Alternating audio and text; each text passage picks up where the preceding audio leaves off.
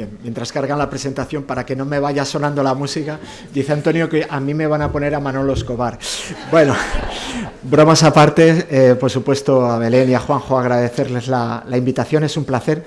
Antes le decía a Juanjo que la anterior vez que estuve fue en el 2016. Iba a decir que ya ha llovido mucho, pero en estos momentos eso es una broma que no merece consideración, ¿vale? Bueno, el tiempo es oro y es verdad, porque el tiempo es oro especialmente en esta interacción cardiovascular EPOC o riesgo vascular EPOC, porque aquí tenemos el grave problema del infradiagnóstico y por lo tanto vamos a tardar mucho en reconocer la importancia de las dos enfermedades y prevenirlas o tratarlas adecuadamente, ¿no? Me gusta empezar con... Bueno, no sé si me pasa o no me pasa. No me lo reconoce. A ver, pasamos aquí. No me está pasando.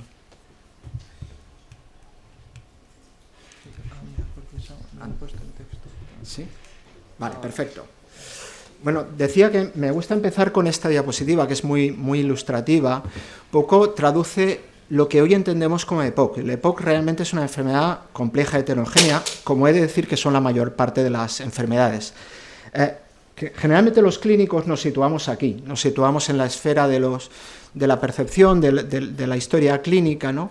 Pero sabemos que el paciente con EPOC con frecuencia comparte otras enfermedades, que además están íntimamente relacionadas. Antes se citaba la hipertensión o la sarcopenia y todas estas están íntimamente relacionadas. Pero como pueden ver, por debajo de esta red o de interacción clínica tenemos también parámetros biológicos, parámetros genéticos, incluso por encima aspectos ambientales, ¿no? La exposición a tabaco, la polución. Todo esto va a hacer de la enfermedad que realmente existan muchas dimensiones y sea muy compleja. Y en esta interacción hay un actor que destaca por encima de todos, que es la frecuente relación o interacción que existe entre las enfermedades cardiovasculares y la EPOC. Si nosotros miramos algunos datos de prevalencia, en naranja tienen la prevalencia de algunos factores de riesgo vascular o algunas enfermedades. Ya se ha citado la hipertensión como muy prevalente, fíjense que es mucho más prevalente que en la población general, o de la dislipemia, o que cerca de un 30% de pacientes van a tener cardiopatía isquémica, un 25% de insuficiencia cardíaca o algo parecido pasa con la diabetes. Por lo tanto, es muy factible que el paciente con EPOC no solo va a ser un fumador, que esto es un factor de riesgo muy importante, sino que además va a estar sometido por esa interacción o esa biología compleja que mencionábamos a otros muchos factores de riesgo. De tal suerte que es lógico pensar que el paciente con EPOC tenga mucho más riesgo de enfermedad cardiovascular. Pero me quiero parar un poco, no es un poquito más. Simplemente es que el paciente con EPOC tiene 4 veces más riesgo de tener cardiopatía isquémica, de tener angina o infarto, tiene 8 veces más riesgo de tener una insuficiencia cardíaca, 4 veces más de arritmia o dobla el riesgo de ictus. Y esto lo hace en comparación con la población normal.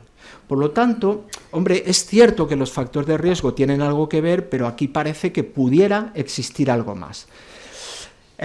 Todo esto además se agrava, y luego lo veremos, empeora claramente con las agudizaciones. De hecho, tener una exacerbación, tener un ingreso hospitalario, fíjense que aumenta por 10 el riesgo de enfermedad cardiovascular. Y eso sucede en el primer mes después de haber tenido un infarto. Esto es muy importante, ¿eh? La mortalidad del paciente con EPOC a los 90 días es del 11%, la mortalidad de la cardiopatía isquémica es del 4%, es decir, casi triplica el riesgo. ¿Qué le hacemos al paciente con EPOC y qué percepción tenemos? Quizás una de las explicaciones que hay detrás de esta mortalidad tenga que ver con esta esfera cardiovascular. Pero es que una agudización moderada, algo que generalmente damos como banal, también aumenta el riesgo de forma independiente en 4 veces. Por lo tanto, es importante la agudización, es importante el EPOC y todos sus factores de riesgo. Esto es un estudio muy reciente, el EXACOS CV cardiovascular, y nos dice lo mismo, que después de una única agudización, fíjense cómo el riesgo en azul de evento cardiovascular multiplica por 8, pero es que el riesgo de muerte se multiplica por 5. Por lo tanto, insisto, esto es relevante, es una interacción muy potente que tiene consecuencias importantes. ¿Cómo abordamos esto? Lo lógico, y más en esta sala, es que tratemos de aplicar factores de riesgo vascular para ver si el paciente con EPOC, que aparentemente debería tener los más altos, los tiene o no los tiene, y a partir de ahí hacer prevención. Sin embargo, la cosa va un poquito más allá. Este es un estudio donde se aplica no el score, que es el que estamos habituados, o el score de edad, sino que se aplica el Q-RISK. El Q-RISK es el score británico. Claramente ven en naranja el riesgo que aumenta con la edad, tanto en hombres como en mujeres, en la población general. Pero en azul es el riesgo del paciente con EPOC, que está siempre muy por encima. De hecho, lo interesante de este estudio es que ellos aplicaron el Q-RISK y trataron de estimar el riesgo a los 10 años. Como pueden observar, voy a ver si soy capaz de apuntar, no sé si aquí o aquí, ¿aquí puedo? Vale, perfecto, pues aquí el riesgo predicho era del 22%. El riesgo observado fue claramente superior, 33%. Es decir, esto es un mensaje muy poderoso, los factores de riesgo vascular aplicados al paciente con EPOC infraestiman. El riesgo es 52 veces superior. Por lo tanto, algo más vamos a tener que hacer. ¿Por qué está aumentado este riesgo? Bueno, a todo el mundo se le ocurre, se le viene a la cabeza el tabaquismo. Hay otros factores de riesgo, alteraciones del desarrollo. Hoy se sabe que si tú no desarrollas bien tu pulmón a los 20 años, vas a tener más riesgo de EPOC en el futuro, pero también vas a tener más riesgo de muerte cardiovascular, de ictus y de neoplasia. Algo pasa con el pulmón pequeñito que afecta a todo el organismo. Está la baja actividad, está el envejecimiento y todo eso va a producir y está vinculado con la inflamación y el estrés oxidativo. Claro, tenemos muy interiorizado que la EPOC es una enfermedad inflamatoria crónica. También empezamos a saber que efectivamente la enfermedad cardiovascular, especialmente la cardiopatía isquémica, es una enfermedad inflamatoria. Y es que sabemos que la génesis de la placa de ateroma participa en la inflamación. De hecho, se está trabajando tratamientos antiinflamatorios para esto. Bueno, esto es uno de los nexos de unión, la inflamación sistémica de bajo grado, pero lo hay más. Está la hipoxemia, esto es lo que les estaba diciendo de la placa de ateroma, hay más, tenemos la hipoxemia, tenemos la hiperinsuflación. Quiero pararme 2 segundos en la hiperinsuflación porque es interesante. Los pacientes con enfisema, no todos, pero los de enfisema avanzado, tienen atrapamiento aéreo, tienen hiperinsuflación. Curiosamente, esto produce un efecto mecánico sobre el corazón, lo hace más pequeño. En esta imagen claramente se observa que tanto en sístole como en diástole, el paciente que tiene un enfisema grave comprime las cámaras, de tal forma que se reduce en la parte de la izquierda, vemos cómo se reduce el volumen telediastólico y telesistólico solo por tener un enfisema. Esto va a estar detrás de algunos mecanismos de insuficiencia cardíaca. Bien, la siguiente cuestión es, bueno, todo esto está bien, entonces ¿qué pasa? La propia EPOC en sí es un factor de riesgo. ¿Deberíamos incluir la EPOC en el SCORE o en el SCORE de edad avanzada o en el Q-RISK? Bueno, esto es un trabajo hecho en atención primaria, una corte poblacional, cerca de 6 millones de personas en Ontario, donde ajustan por todos los factores de riesgo conocidos. Eran pacientes de más de 40 años y sin enfermedad cardiovascular conocida. En pequeñito, ya sé que no se ve, pero en pequeñito ven que tener una EPOC con independencia de todos los factores de riesgo vascular conocidos, incluyendo el tabaco, aumenta el riesgo de evento cardiovascular en un 25%. De tal suerte que hace muy pocos meses Q-RISK ha sacado su nueva versión, la Q-RISK 4. Y en la Q-RISK 4, por primera vez, se incluye la EPOC como un factor de riesgo vascular independiente. Esto tiene importancia, porque igual que la dislipemia es un factor de riesgo, la hipertensión, y las tratamos, vamos a tener que tratar la EPOC para disminuir el efecto cardiovascular. Este es el mensaje que subyace. Es importante reconocer la EPOC y tratarla porque solo así vamos a poder frenar el evento cardiovascular. Y aquí, de nuevo, les recuerdo, ahora voy a ver la visión desde la otra parte. Estos son pacientes con enfermedad cardiovascular conocida, insuficiencia cardíaca, cardiopatía isquémica, fibrilación auricular. Fíjense la prevalencia del paciente con EPOC. Les pongo solo un ejemplo, el estudio ALICE. Este es un estudio paneuropeo, muchos países europeos, donde a pacientes con cardiopatía isquémica establecida se les hace una espirometría. Pacientes fumadores se hace una espirometría, 30% de estos pacientes tenían una obstrucción. Si eran fumadores, tenían obstrucción, tenían EPOC. Lo llamativo, y por eso les llamo la atención, es que más del 70% de estos pacientes no están diagnosticados. Lo mismo pasa con la insuficiencia cardíaca, lo mismo pasa con las arritmias, lo mismo pasa con el ictus. Mensaje muy potente: cuando tengan una enfermedad cardiovascular, por favor, busquen la EPOC, especialmente si existe o coexiste tabaquismo. Por lo tanto, tenemos un primer reto, el reto diagnóstico. La clínica sin específica, los biomarcadores, le falta especificidad, no tenemos o no teníamos guías en este sentido. Hay un reto pronóstico, lo vamos a ver, y por supuesto está el reto terapéutico. Les decía que no teníamos guías. Muy recientemente se ha publicado, este es el primer consenso que yo conozco, Cardioneumo, en relación a la aproximación diagnóstica a la EPOC y a la enfermedad cardiovascular. Este consenso se está ampliando, las sociedades de interna o las sociedades de primaria también están participando. Les aconsejo que lo vean, porque por primera vez se dan una serie de directrices. Pero yo les decía que tenemos un reto diagnóstico, y el reto diagnóstico lo tenemos en fase estable, pero especialmente lo tenemos en la agudización. Tradicionalmente la agudización de EPOC ha sido un empeoramiento clínico. El paciente con EPOC viene a urgencias o viene a primaria porque tiene más síntomas, se ahoga más, generalmente.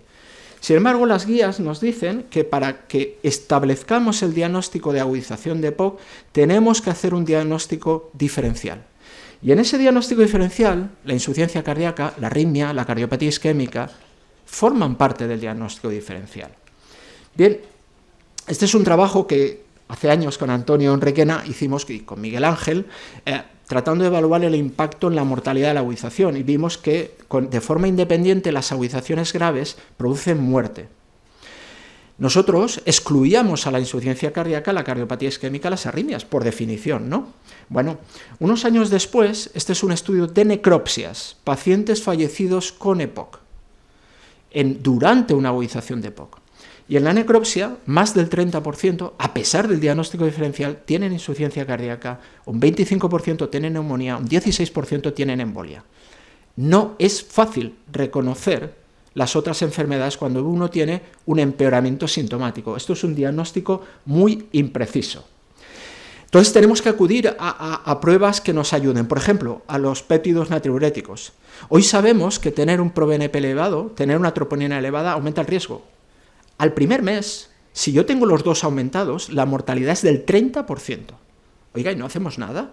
¿Tenemos un proBNP elevado, una troponina elevada y no pasa res? No, esto no puede ser, ¿no?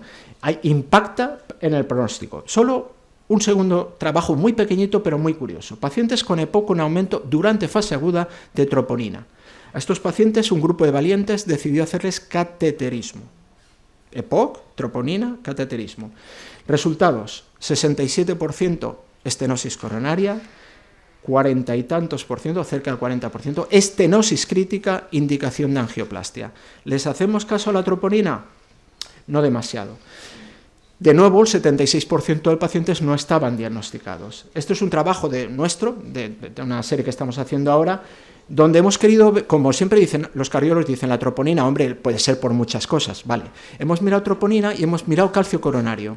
Y cuando se combinan las dos cosas, el riesgo de muerte se dobla. Por lo tanto, hay un mensaje de decir, ojo, cuando aparece esto, tenemos que hacerle caso, porque de nuevo, más de 3/4 partes de los pacientes no estaban diagnosticados. Por lo tanto, tenemos que salir un poco de esta definición inespecífica y abordar cosas. Esta es una propuesta muy reciente que lo que busca es una aproximación personalizada. Es la misma imagen que les puse al principio. Trata de abordar la enfermedad desde el punto de vista de la complejidad y lo hace con una estrategia que se denomina de rasgos tratables, que es decir, identificar un biomarcador que me está diciendo que hay algo mal y tratándolo, ¿vale? Bueno, este esquema cambia un poco el paradigma porque dice que hay varios dominios, un dominio respiratorio, el tradicional, pero también uno cardiovascular y otro social o educacional. Lo que hacemos o lo que proponemos es buscar biomarcadores e identificar rasgos tratables. Y ahí aparecen los biomarcadores cardiovasculares. Esto es un poco un avance, porque ahora ya tenemos la serie prácticamente completa, de cómo esos rasgos tratables que les he mencionado se interrelacionan. El esquema es, cada círculo es la prevalencia de un rasgo. Por ejemplo, la troponina, ven que el 30% de los pacientes con una agudización de EPOC tienen una troponina elevada. Y las rayas, los links, es cómo se unen con las otras variables. Donde yo veo más rayas es aquí, es decir, cardiovascular y EPOC, cardiovascular y EPOC. Hay, a pesar del diagnóstico diferencial, mucha relación. Esto supone un reto pronóstico, porque lógicamente hoy sabemos que los pacientes con EPOC fallecen de muerte cardiovascular. Tanto en el TORCH como en el INSPIRE es una de las principales causas de muerte. Y al revés, si nosotros nos vamos a cortes de pacientes con infarto o con insuficiencia cardíaca, el tener una hospitalización por EPOC aumenta el riesgo. Es decir, se potencian las dos interacciones. Y claro, esto nos lleva al tratamiento. ¿Podemos hacer algo para evitar esto? Pues sí, tenemos varias opciones. Por ejemplo, tenemos los famosos inhibidores del ASGTL2. Esto es un trabajo en EPOC y sin EPOC. Líneas descontinuas son los pacientes no EPOC. Ya sabemos que la DAPA, la EMPA, glifocina disminuye el riesgo de insuficiencia cardíaca. Pero fíjense arriba, en la EPOC el riesgo es mayor, pero aplicando también este tipo de fármacos, en este caso la DAPA, glifocina, se disminuye el riesgo. Claro, yo les he hecho mucho énfasis que la agudización es capital, que dispara por 10 el riesgo de evento. Por lo tanto, oiga, ¿y qué pasa si prevenimos las agudizaciones? Acabamos de decir que es un factor de riesgo independiente. Evitemos las agudizaciones, ¿no? Bueno, la agudización comporta inflamación, comporta hiperinsuflación, comporta hipoxemia, ya lo hemos visto. En este trabajo, lo que se hizo fue dar broncohilatadores, doble broncohilatación, a un grupo de pacientes con EPOC. Los broncohilatadores, lógicamente, disminuyen el atrapamiento aéreo. Lo estamos viendo aquí, como al darle, en este caso, un LAMA-LABA, se disminuye el RV, el volumen residual, el aire atrapado. Consecuencia, aumentaba el volumen telediastólico y telesistólico. Sí, si disminuimos el atrapamiento aéreo, aumenta la reserva funcional. Y finalmente, datos de mortalidad. Utilizando la triple terapia en estos momentos, tenemos ya 2 estudios que nos demuestran una reducción de la mortalidad. 2 estudios. Estoy terminando, Antonio, y esos 2 estudios nos dicen, de nuevo, que la principal causa de muerte en pacientes con EPOC es la cardiovascular y que en la primera columna la triple terapia es la que más reduce el evento cardiovascular. ¿Por qué? Quizás porque reduzca el atrapamiento, quizás porque reduce la inflamación. En definitiva, este es el esquema con el que empezaba, pero el esquema que tenemos que tener todos en la cabeza es que los pacientes con EPOC, muchos de ellos tienen eventos cardiovasculares y los tenemos que buscar el riesgo vascular. Pero también los pacientes con enfermedad cardiovascular o con riesgo vascular establecido tienen riesgo de EPOC. Búsquenlo, por favor. Y de esa interacción probablemente ganaremos tiempo y obtendremos mejores resultados. Aquí es donde está en estos momentos trabajándose un concepto que no es el de riesgo cardiovascular, sino del de riesgo cardiopulmonar, porque está todo muy íntimamente ligado. En definitiva, hemos visto que este problema es importante, es muy prevalente, aumenta por 8 el riesgo de insuficiencia cardíaca, por 4 el riesgo de cardiopatía, pero recuerdo, alta bolsa de infradiagnóstico. 3 de cada 4 pacientes no lo sabemos. Se potencia el pronóstico negativo, existen factores de riesgo compartido, pero ojo, la EPOC per se es un factor de riesgo y ese riesgo aumenta claramente durante la agudización. Como les digo, de alguna forma tenemos que trabajar en este concepto que todavía no se ha desarrollado, pero es posible que llegue. Y si somos capaces de, ante un paciente con enfermedad cardiovascular o ante un paciente con EPOC, tratar de establecer estos criterios, quizás podamos adelantar, intensificar el tratamiento preventivo y obtener mejores resultados. Muchas gracias.